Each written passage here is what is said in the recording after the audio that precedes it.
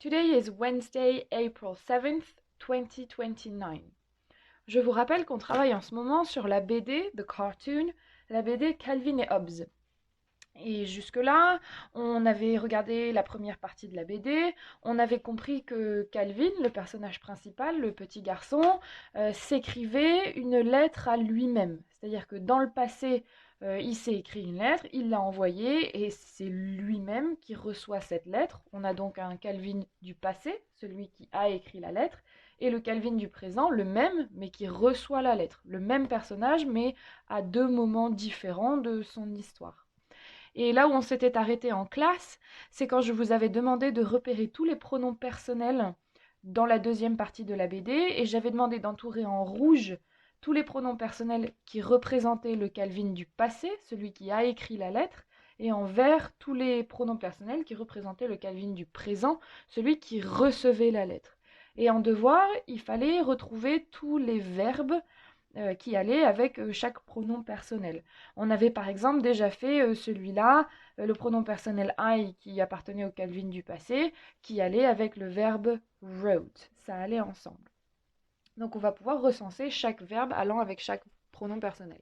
Alors je vais commencer par prendre tous les pronoms personnels qui représentent le Calvin du passé. Donc on a en fait toujours le même pronom personnel, 1, 2, 3, 4 fois.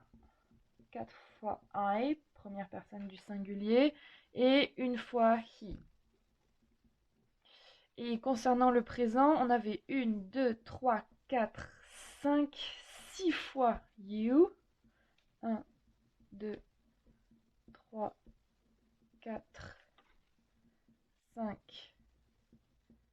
6, et une fois I.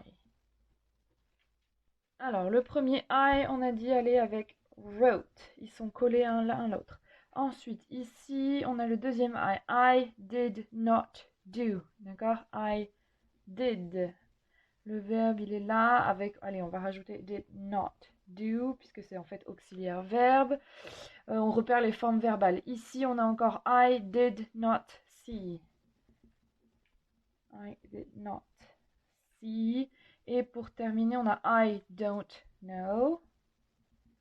I don't know. Et enfin, ici, le he wasn't. On continue avec les pronoms personnels du present Calvin. On a le premier you. You will receive. On a you've. On voit qu'il y a apostrophe VE. You've done. You've seen. Ici. You've known. C'est des formes qu'on ne connaît pas encore. Il y a des N, des apostrophes VE partout. On va pouvoir se concentrer là-dessus. Ah, ici, on avait you lucky dog. Il n'y a pas de verbe dans cette phrase. En fait, il est implicite, ce verbe. Il n'y est pas, il n'est pas écrit, mais on comprend qu'il dit you are a lucky dog. Ok, mais c'est vrai que sur le dernier, on ne voit pas de verbe. Le I feel. Et pour terminer, he wasn't you. Alors là, c'est pareil. On a dit que wasn't, d'accord, allait avec he.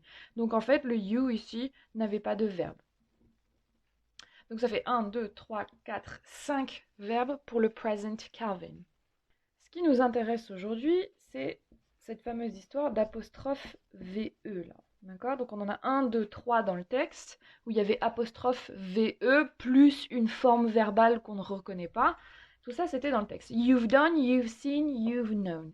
Certains d'entre vous, on en avait déjà parlé en classe, avaient reconnu que cette apostrophe VE, en général, quand il y a une apostrophe, c'est qu'on fait une contraction. Vous le savez déjà, par exemple, I don't know, qui était juste ici, c'était la contraction de I do not know. C'est comme you're not, you apostrophe RE, qui est la contraction de you are not.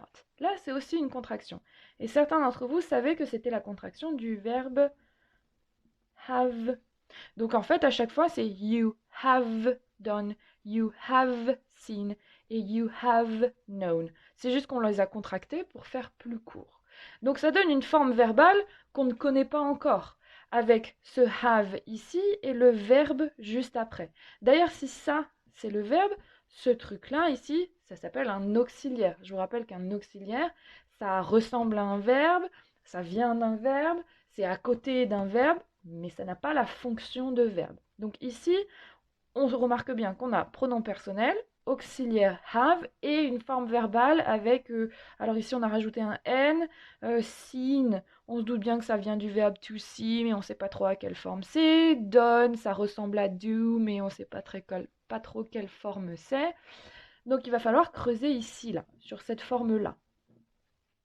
Je vous rappelle aussi qu'en classe, on avait tracé un axe du temps, là, avec past, present et future. Et sur cet axe du temps, on avait placé Calvin wrote a letter to himself.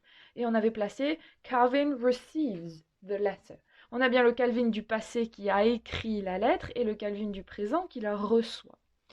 Si on essaye de placer justement tout ce qui appartient au past Calvin, là, I wrote, il était déjà ici. I did not do, I did not see.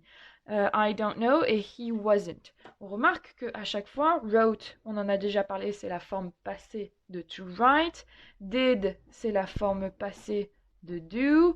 Was, on le connaît aussi déjà par cœur, c'est la forme passée de to be. Tout ça, on comprend bien que du coup, on arrive à le mettre au passé. Il n'y a pas de doute, c'est des formes passées. Et ma question à moi, c'est ces trucs-là, à quel endroit de l'axe du temps est-ce qu'on va pouvoir les placer? Autant on a réussi à placer ça, ça appartient au prétérit, c'est des formes au prétérit, autant ça, c'est quand même un peu bizarre. Qu'est-ce qu'on remarque là-dedans? Donc on a dit qu'il y avait l'auxiliaire have, ça, il n'y a pas de problème. Done, d'accord, qui vient du verbe to do, qui veut dire faire. On retrouve aussi seen. On se doute bien que, on remarque à l'intérieur, on reconnaît que c'est to see, voir. Et known, d'accord, le verbe to know, auquel on a rajouté un n, qui veut dire savoir. Donc c'est des verbes que l'on connaît, vous savez ce qu'ils veulent dire, mais ils ont une forme particulière. Ces trois actions-là, on a Calvin qui reçoit une lettre. Et dans cette lettre, il se dit à lui-même tu quelque chose avec faire, tu quelque chose avec voir et tu quelque chose avec savoir. À quel endroit de l'axe du temps est-ce qu'on va pouvoir placer ces trois actions? C'est pas du prétérit, c'est pas une forme au prétérit, d'accord? Parce qu'au prétérit, si c'est un verbe régulier, normalement il y a ed, là il n'y en a pas. Si c'est un verbe irrégulier, pardon, c'est une forme spéciale, ok, mais normalement il n'y a pas d'auxiliaire, donc on ne peut pas vraiment le placer ici. C'est pas du présent simple non plus, parce que au présent simple, il n'y a pas d'auxiliaire. Si ça avait été du présent continu, ok, il y a un auxiliaire, mais c'est pas l'auxiliaire have, donc on ne peut pas non plus le mettre dans le présent. Est-ce qu'on peut le mettre dans le futur? Ah oui, mais c'est vrai que le futur, on l'a déjà appris, soit il y a l'auxiliaire will, soit il y a l'auxiliaire to be avec la terminaison ing. Enfin bref, en fait, ça ressemble à aucune conjugaison qu'on a déjà travaillé ensemble pour cette année de quatrième. Donc moi, ça m'intéresse un petit peu de savoir qu'est-ce que vous en pensez. Il y a forcément un endroit où on peut les mettre sur cet axe du temps, et j'aimerais savoir ce que vous en pensez. Donc, vous allez un petit peu utiliser votre instinct, réfléchissez à cette histoire de lettres, que c'est Calvin qui se dit quelque chose à lui-même, il parle de ces actions-là, essayez de réfléchir, et ce sont vos devoirs pour la prochaine fois. Think about the three actions, where to place them on the timeline. À quel endroit de l'axe du temps est-ce que vous allez placer ces trois actions et pourquoi? Donc, soit vous commentez cette vidéo, soit vous envoyez un message par Pronote, soit vous envoyez un message par Instagram. Je vais aussi faire une story Instagram où vous allez pouvoir mettre votre opinion, à quel endroit ça se met, pourquoi, etc. Vous trouvez n'importe quel moyen pour me faire savoir avant vendredi où est-ce que vous allez placer ces trois actions sur cet axe du temps et pourquoi est-ce que vous pensez que ça va se placer ici. Est-ce que ça appartient au passé? Est-ce que ça appartient au présent, au futur? Est-ce que peut-être c'est entre les deux? Peut-être qu'il y a un espace entre les deux auquel ça appartiendrait? Réfléchissez à la logique, utilisez votre instinct. Qu'est-ce que vous en pensez? Ces trois trucs-là, puisque c'est des actions, ils appartiennent forcément à un endroit de l'axe du temps. Lequel et pourquoi? To finish with, today you can write today's date. You can write this, the little chart, okay? This is already in your copybook.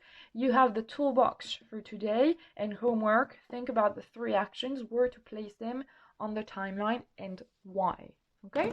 And we will see each other next time in the next video.